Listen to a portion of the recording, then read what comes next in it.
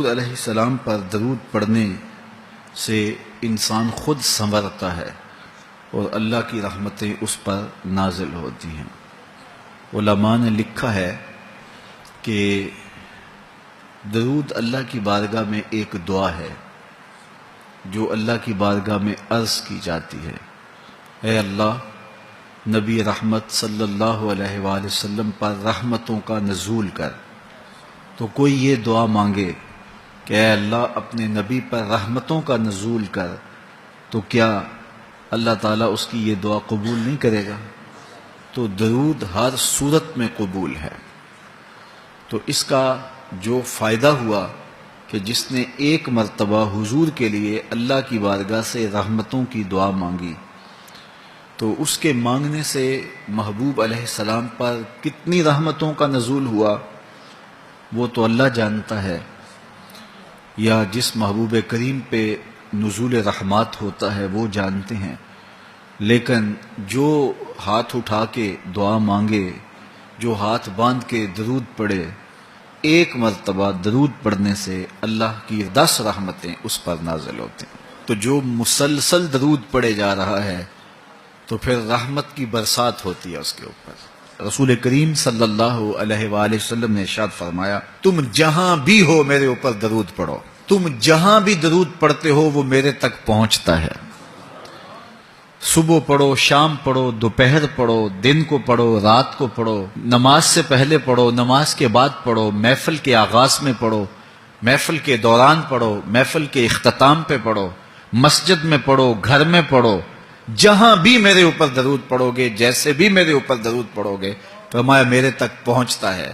ہر شخص یہ چاہتا ہے کہ میں حضور کی قربت پاؤں، حضور کا قرب مجھے ملے، اور اگر کسی کے سینے میں یہ آرزو نہیں ہے تو اس کے سینے میں دھڑکنے والا دل کسی مومن کا دل ہی نہیں ہے۔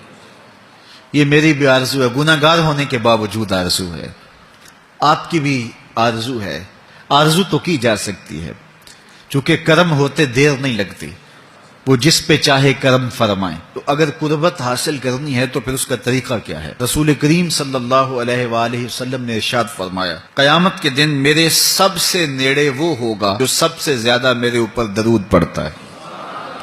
تو جتنا درود حضور پہ زیادہ پڑھو گے، قیامت کے دن اس قدر حضور کی قربت نصیب ہوگی، اور حضور کی چادر رحمت کی ٹھنڈی چھاؤں ملے گی، جام کوثر نصیب ہوں گے، اور جہاں حضور ہوں گے وہاں قیامت کے دن کی سختیاں نہیں ہوں گی، وہاں دامن محبوب کی ٹھنڈی ہوائیں ہوں گی۔ تو حضور علیہ السلام پر کثرت سے درود پڑھنا یقیناً یہ دکھوں کو دور کرنے کا علاج ہے، اور یہ دنیا آخرت کی بہتریوں کی ضمانت ہے۔ حضرت ابو ہریرہ رضی اللہ تعالیٰ عنہ سے روایت ہے جو امام ابو داود نے اپنی سند سے روایت کی ہے۔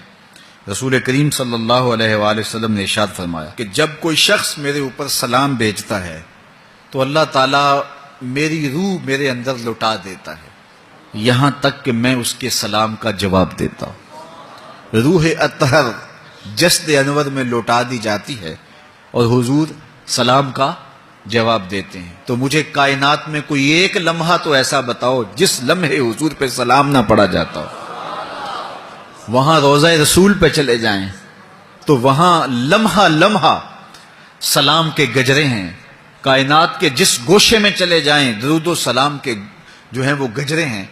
تو کوئی ایک لمحہ بھی 24 گھنٹوں میں ایسا نہیں ہے کہ جب حضور پہ سلام نہ پڑھا جاتا ہو، اور جب سلام پڑھا جاتا ہو تو حضور کی روح اطہر بدن رحمت میں ہوتی ہے اور حضور سلام کا جواب دیتے ہیں، اور جس کو حضور سلام کا جواب دے دیں، اللہ اکبر۔ تو درود پڑھا کرو، درود حضور علیہ الصلوۃ والسلام سے جواب کا ذریعہ ہے، اور جب جواب جناب رسالت مآب صلی اللہ علیہ وسلم کی جانب سے آ گیا تو دنیا میں بھی بھلا ہی بھلا ہے، آخرت میں خیر ہی خیر ہے۔ حضور علیہ الصلوۃ والسلام نے ارشاد فرمایا، جس کے سامنے میرا ذکر کیا جائے اور وہ میرے اوپر درود نہ پڑے، وہ کائنات کا سب سے بڑا بخیل، سب سے بڑا کنجوس ہے۔ ہم بخیل تو نہیں ہیں، تو پھر پوری یکسوئی کے ساتھ چند مرتبہ حضور پہ درود شریف پڑھ لیجئے۔